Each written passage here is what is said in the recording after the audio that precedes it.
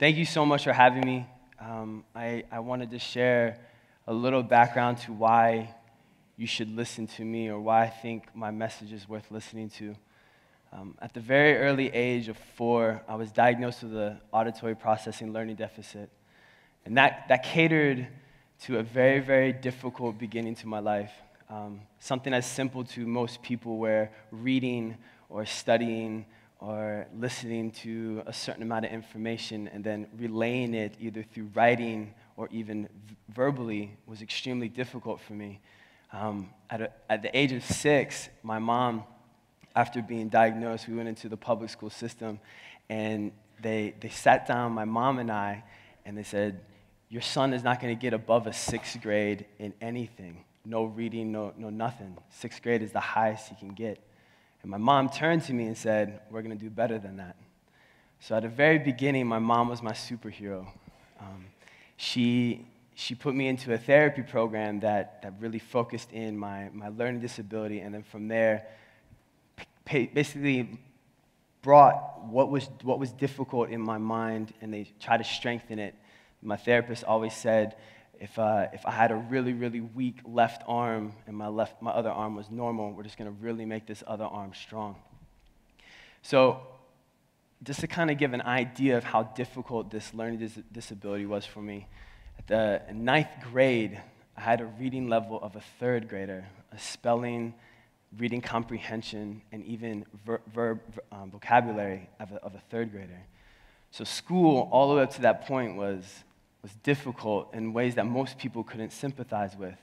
And the way that I best articulated the pain that I felt is it felt as if learning molested my mind.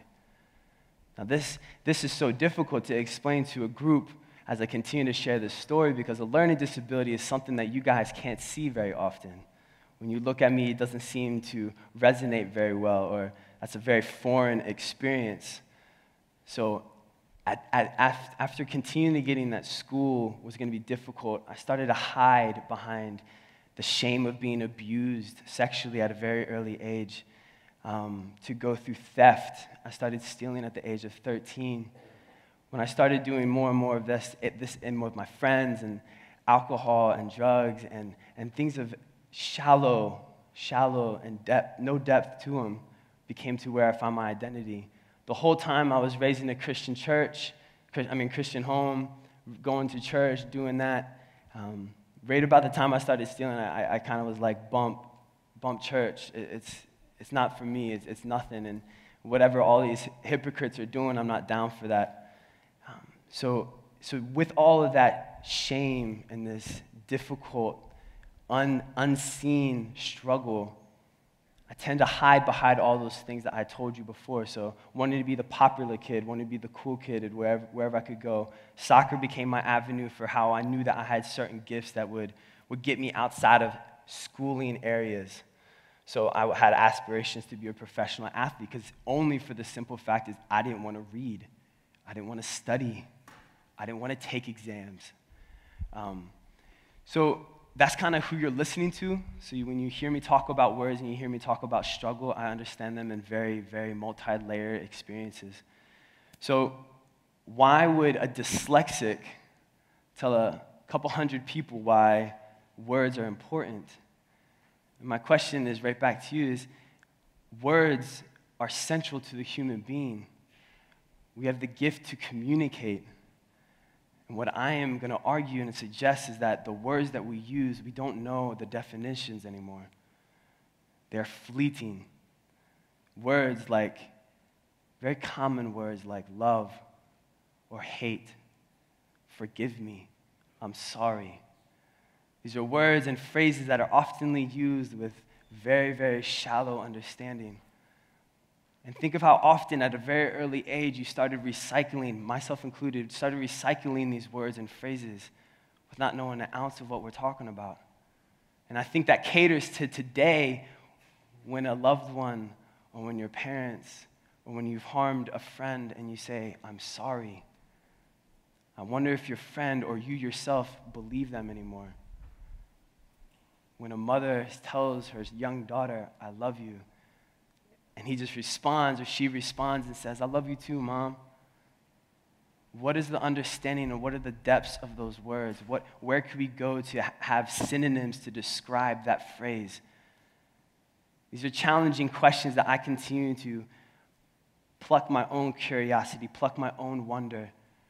And that's part of my message anyways. I think words, when you continue to look at the depths of words, and that when words continue to lose their definitions, I think if you start going after what are these words coming from, what are they communicating, I think what will happen is as a result of curiosity and wonder. And I'm beckoning that the human being, no matter ethnic group, no matter social status, no matter location on this globe, we all communicate with words. We also communicate with nonverbals as well, but everyone has this gift of communication through words. So this is kind of a simple idea, but I think in its simplicity, that's where the mistake of saying passing it off can happen.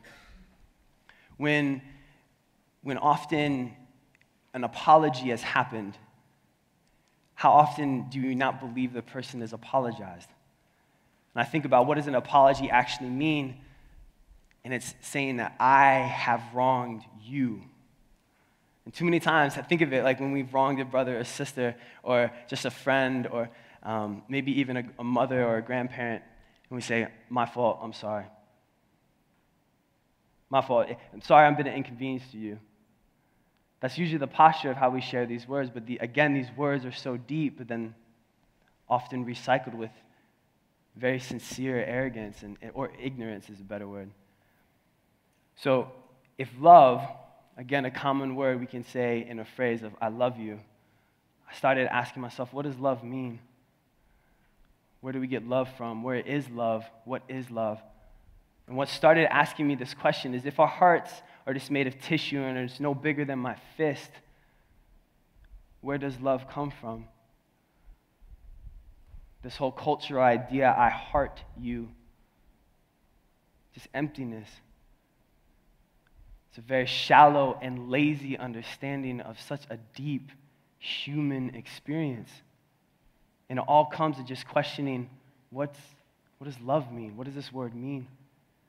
And you could probably, because we're in a Christian environment, you probably could rap off to me 1 Corinthians and start telling me, yeah, love is patient, love is kind, and that's cool. You might answer that as your definition of love. But let me ask you, do you think of all of that list when you say, I love you to somebody? Or even better yet, how often that our English language has been such a detriment that I can say, I love pizza, and I can love my wife in the same conversation. And most people, we don't switch them off. They're not separate anymore. That a love for an inanimate object versus a human being looks like the same thing. How could we have gotten here? The thing that I've learned to challenge myself is that we're the ones responsible for this. But in the same story, we're the heroes as well. To ask ourselves, what are we saying when we talk to people? Do we value words or communication anymore? And I understand culture has been a very, very strong influence in our lack of understanding of words. Twitter, Instagram, Facebook, hashtags. These are things that are very influential because we're all wanting to do it. But then again, in that same race, we're losing the definition of words that we often use. And I want to argue that words are not just letters combined together and sounds. If that's how you think of words, then there will be a continual loss of definition. Words help us define our philosophies. Words help us grab communication at a root of understanding, not just, I want to talk. The words we use and how we communicate them and how we define them also encourage understanding or confusion, good communication or miscommunication. So I'm arguing that words are so pivotal. And I want to use an example of a poem that I address hate and love. I got this idea from the artist Passenger. He was at a live performance and he was starting to tell people, things that he hates. And he starts off in a very comical way of different things that we all probably hate, like standing in line at certain places or going to concerts and everyone's talking when the artist is singing. And then he starts getting very, very serious about things we all should hate. And then I started thinking about how can we all as human beings with all of our checkered experiences of life all agree to certain things, to things we hate or to things that we love. Again, this encourages my argument that words are a lot more deep than just letters and sounds. So this poem goes something like this. I hate when words wage war on my mind. I hate when I can't organize letters that best describe this slave-driven world. But I do love when poetry offers hope to those who have double-dated abandonment and shame. I hate that we gossip without calling it gossip. I hate that we don't call it the names of our sins like we ought to. I hate that tabloid magazines serve as a buffet for self-criticism. I hate seeing the never-ending game of hypocrites calling others hypocrites. But I love patterns, though. I love the inner child in me who studied architecture and relationships, who wrote his dissertation and wanted to see people built up. I love puzzles and how they remind us that even though we're all a mess, we're designed for a bigger splendor. I hate when I hear another daughter of Eve has lost the truth of love with every pump between her legs. I hate thirsty love. I hate hearing that another daughter of Eve has had her unwelcome legs forcefully spread. I hate abuse, so tell me why they're so oftenly flaunted like there's some type of get-rich scheme inside of entertainment. But I love the love. I love the hug. I love to be that friend who might have a problem that you'd understand. We all need somebody to lean on. I hate when prayer requests come in the form of holy gossip. I call it like I see it, resting a grenade in the middle of the room. It's loaded with razor blade beavers. It's nothing but cutting someone down. I hate when the mouth houses filthy four-letter words like live, kiss, hate, love, Lord, need, want, pray. Amen. Those are the words I'm talking about. Because we have all lathered our perversion to such beauties, but I love looking into my wife's eyes and feeling a warmness that will never be measured by happiness. I love seeing joy mount itself on the wings of men, but I hate seeing the statistics of pornography climb like it's some type of popularity contest. I hate that a kiss will never tell anyone how you feel at that exact moment. But I do love when a kiss can silence the crying world. I love to fly, but I love gravity because it shows how heavy the heart of God is. So at the end of this poem, I'd have to tell you, I love when words wage war on my mind. And I love when I can organize letters that describe the slave-driven world. Thanks.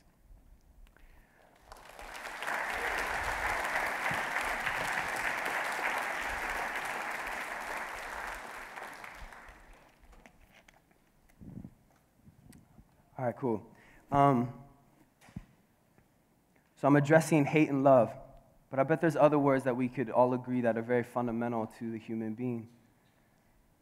I touched on forgiveness. I touched on apologies. What about family? What about friendship? What about the word literally? What about literally or true? Best friend versus a friend or an acquaintance. Why do these phrases seem to somehow come out of our words to kind of give us more credibility about the things we're talking about? Or to somehow add a segregation to a friend versus a best friend? I often wonder, when did best friends start coming about? And then as a culture, we started doing BFFs. And if we sit by and watch this train go by without us ever trying to grab a hold of it, maybe trying to slow it down, maybe even getting on the ride of it and say, hey, acknowledging this problem, but if we just acknowledge it and we don't try to resolve it inside ourselves in our own mouths, every one of us in this room has a mouth and a voice and a vocal cord and a heart, a soul, a human being I'm engaging with right now. If we continue to go down this life, we're just passively talking about our words, passively communicating without having any type of meat to anything we're sharing. We're just shallow recyclers. I was asking my wife the other day, how many words have we used in the day, in our conversation, in the papers we write, have we actually looked up in the dictionary for the definitions? Or even further back, etymology of words, the origin of these words. So the deeper meaning of all these things. Well, again, we're at a Christian institution, so I'm going to ask you, what does grace mean? What does faith mean? Even better yet, what is God and who is God? What does being a Christian mean? Now, this is me not just asking a question and just challenging everything, but I am talking about challenging and asking questions that encourage a depth that too many of us satisfy for the surface level nonsense. All of a sudden, when we hear certain things in Scripture saying, picking up our cross, following Jesus, yeah, I've heard that. I don't know how long y'all been in the Christian circle, but I was raised in it. Y'all are in the Southern Belt. I was raised in Maryland, so you guys have probably heard it more often than I did in Maryland. So with all of that and the repetition of it, how often do you just think, I don't even know what that means anymore? Or you too recycle the answers and be like, yeah, that's what I'm supposed to say.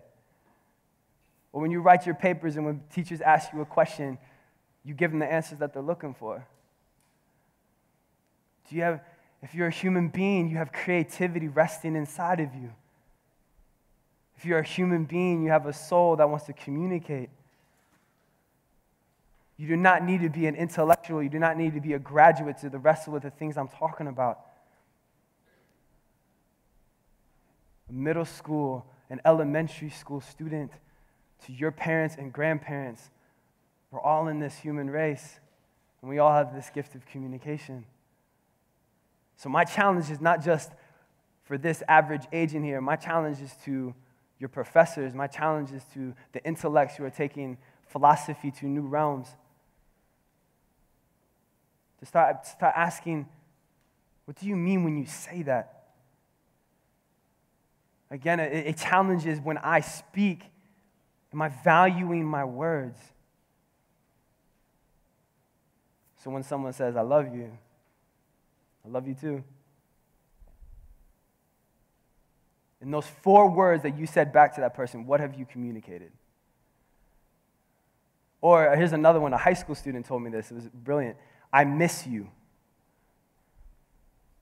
How often do we say that in our social media or even when we're texting somebody? I miss you. What do you miss about them? What does missing someone actually mean? All of a sudden, you hear about someone who wrote a hymn about his whole family dying.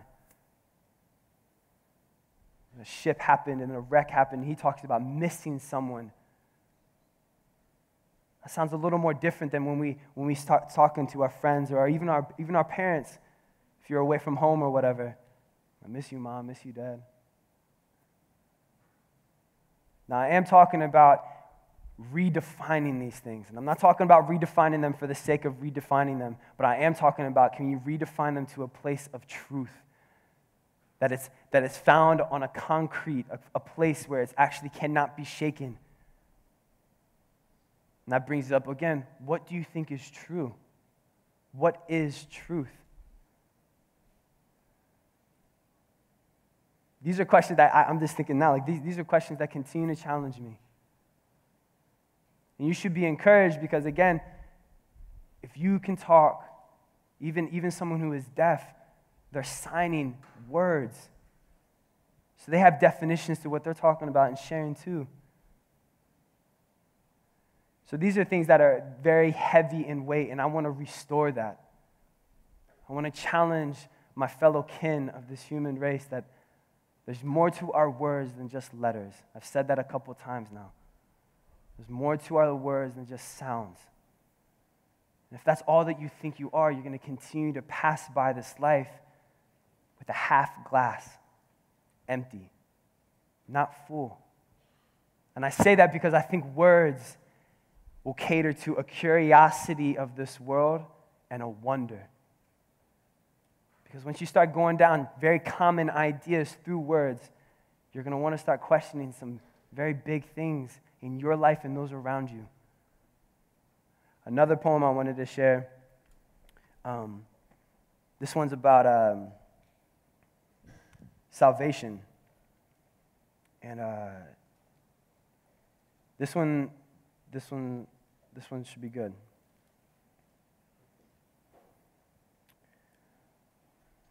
Set free for freedom's sake.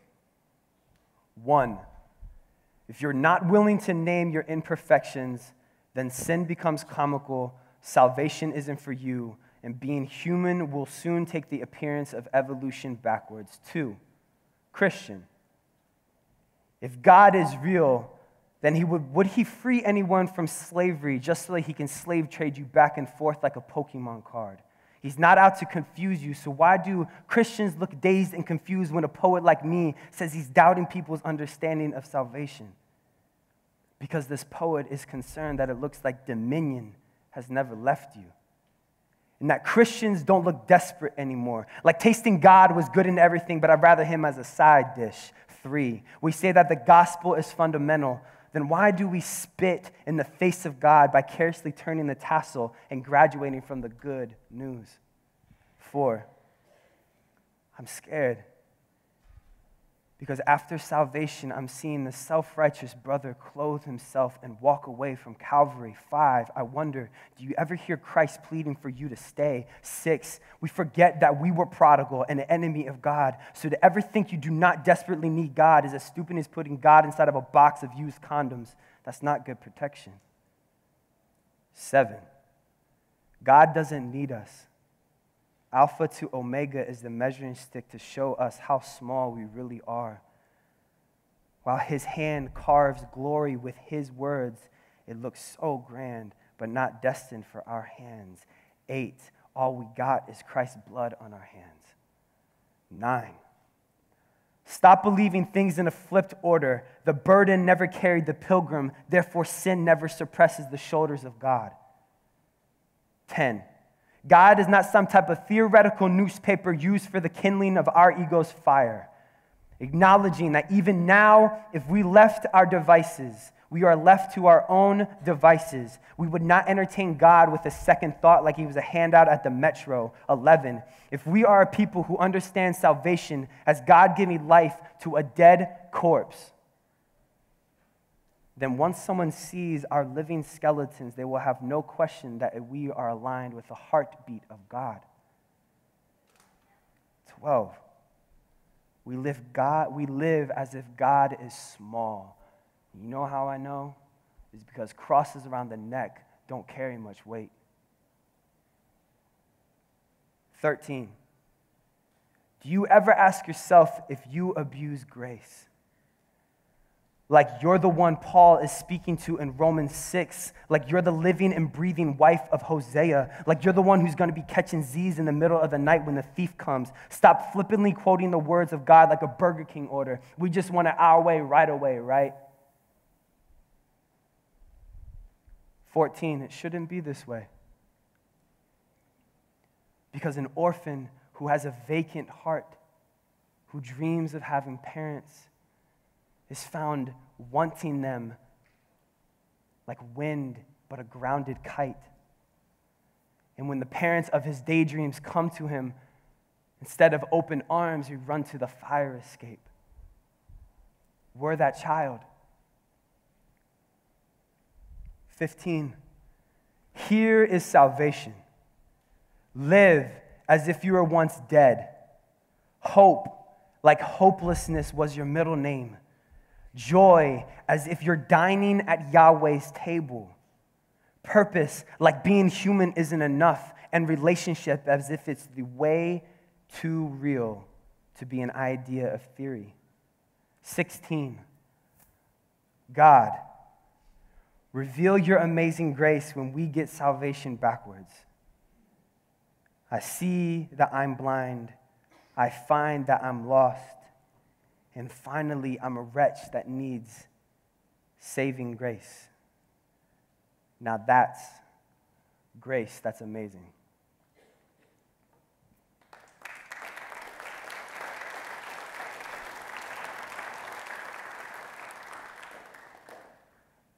Okay, so I'm running out of time, but I'm going to do one more poem just to close it out. One thing I would want to encourage that you hear me loud and clear, not loud because I'm not yelling, but clear, is that if anything, at the end of this, I hope I have encouraged or challenged a wheel to spin. If you never had a wheel in the first place, I hope that it was just popped into your head. If you have wheels and they've been dusted and they have cobwebs on it, spiders all around them, you've been kind of lazy with that, I hope that they're trying to spin now. I think I want you just to question and challenge. So here's my last challenge.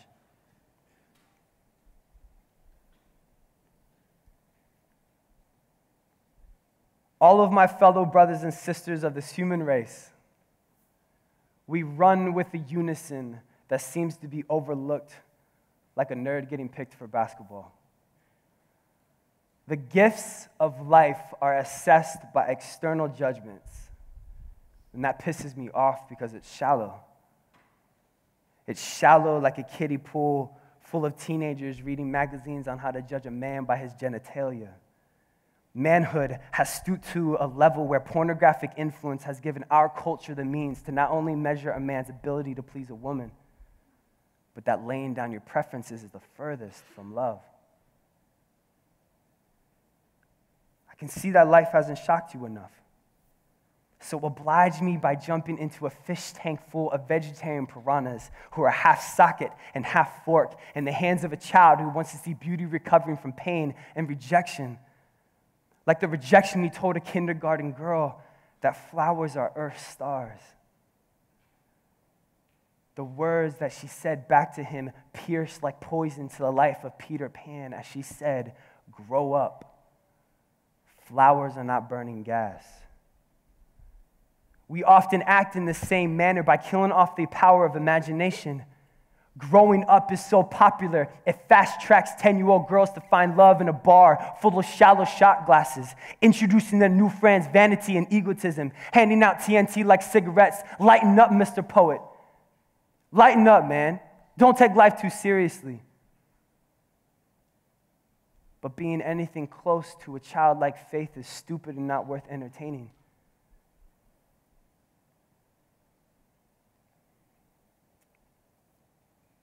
Let me tell you something. The culture of today are forming our kin with the ideas that it's okay to grow up in a single-parent home. It's okay. Start expecting your parents not to be there for you. Demand more from everyone around you and never be pleased. Just complain continually. If you would Google the definition of entitlement, you might see that it starts with your name. Selfishness is nowadays a synonym for drive. We have consumed and digested a beast that we are always our first priority. And I see it in how haters motivate us more than lovers. I see it in how we place more value on how celebrities eat and what they do to their bodies rather than the exercising the amazing gift of thinking well. And I'm not talking about an app. I'm talking about words being a place to expand the mind like a rubber band ready to pop a balloon, entrapping curiosity. Free yourself from the chains of cultural definitions. Do you know what you are saying when you sing, "I love you," or when you plead, "Forgive me"? Rescue yourself from being boring. They say that faith and trust is all you need to fly, so where are your wings? I'm tired of believing that this world has too much power. I'm tired of not speaking up. Words can rescue us from the excuse of life goes on. It seems redundant like a metronome. Shut up and say something. Life's a song. I'm tired of doubting God. I'm tired of seeing men and women abuse this amazing thing we call grace. And I'm saddened to see that the church has been more influenced than influential. Let me tell you something. I can say this with zeal because I've seen myself through every little disgusting thing I've mentioned. My pride is something I can never get my arms around. It was always the death who was sucking my life away. My pride looks more like a brush of Photoshop altering the appearance of humility's smile. But the whole time, I'm sitting behind the stage and curtain, rotting. I'm a starving man who has bread right in front of him, but I'm still complaining I haven't eaten that Chick-fil-A. The inner parts of all humanity cannot argue with me that pride has laid its name on the chest of our motives, that we are the best at being fictionally strong. And if I've misread what my eyes are writing, please tell me. I'm not afraid of correction. But I do think desperation is necessary to show that humans are a hot mess and that we need something else. We need someone else, and maybe that someone else is outside of us, and maybe that someone else is Yahweh. We need Yahweh like a poet needs a page. We need Yahweh like a meth head needs fire. We need Yahweh like a sinner needs a gracious Father to send forgiveness in a package we would never open on our own will. This is where helplessness finds its knees for a foundation to life. That submission is giving life to those who acknowledge weakness is divine power. Thank you so much. Y'all been really good.